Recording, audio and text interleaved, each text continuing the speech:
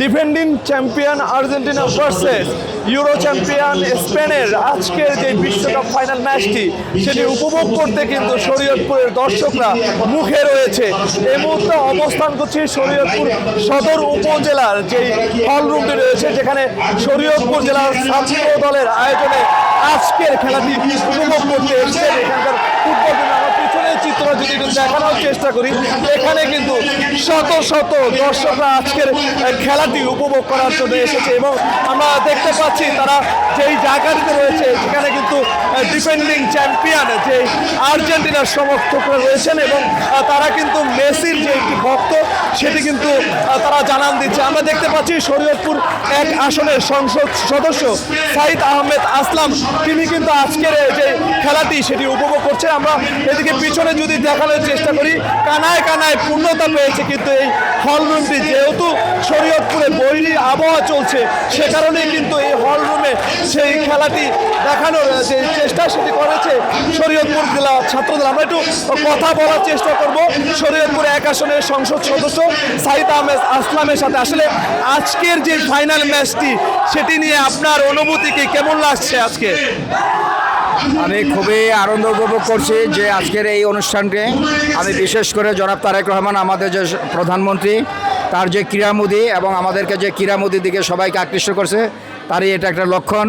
এবং বাংলাদেশ জাতীয়তাবাদী দলের আজকের এই প্রোগ্রামে সবাইকে আহ্বান করেছে এবং এখানকার সবাই আপামর জনসাধারণগণ এখানে সবাই অংশগ্রহণ করছে এবং সকল ভেদাভেদ ভুলে যে তারা একত্র হয়ে তারা কাজ করে যাচ্ছে, খেলা দেখছেন এবং তারা খুবই আনন্দ উপভোগ করছেন।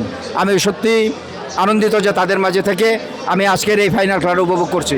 সেক্ষেত্রে আপনি কোন দলে আজকে সমর্থন করেন এবং আজকে আপনার কোন দলের প্রতি শুভকামনা থাকবে?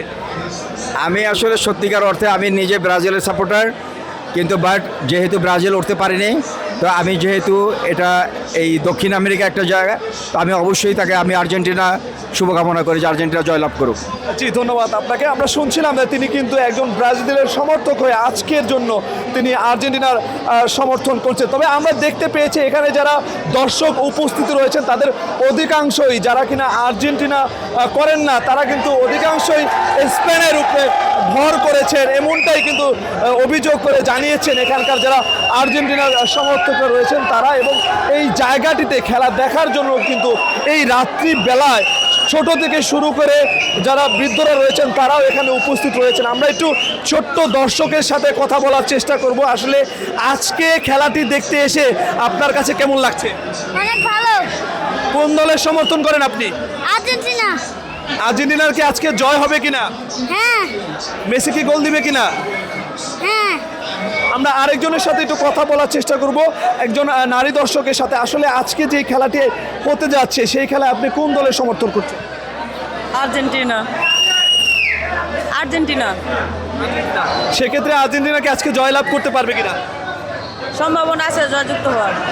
আমরা শুনছিলাম তিনি কিন্তু বলছে আর্জেন্টিনা জয়লাভ করতে পারে। এদিকের চিত্র যদি দেখাই তাহলে কিন্তু কানায় কানায় পূর্ণ আজকের যে এই ফাইনাল ম্যাচটি দেখার অপেক্ষায়। দৃষ্টি কিন্তু তাদের রয়েছে ওই স্ক্রিনে, যেখানে কিনা আজকে খেলবে লামিন ইয়ামাল থেকে শুরু করে আর্জেন্টিনার সবচেয়ে তারকা ফুটবলার লিও মেসি। এবং দেখার অপেক্ষায় এবারের বিশ্বকাপের আসরটি কাদের ঘরে গিয়ে পৌঁছায়। সেক্ষেত্রে কিন্তু এখানকার দর্শকদের যে উন্মাদনা সেটি কিন্তু দেখা যাচ্ছে এবং অধিকাংশ সমর্থনই আর্জেন্টিনা এবং তাদের উচ্ছ্বাসটা কিন্তু চোখে পড়ার মতো।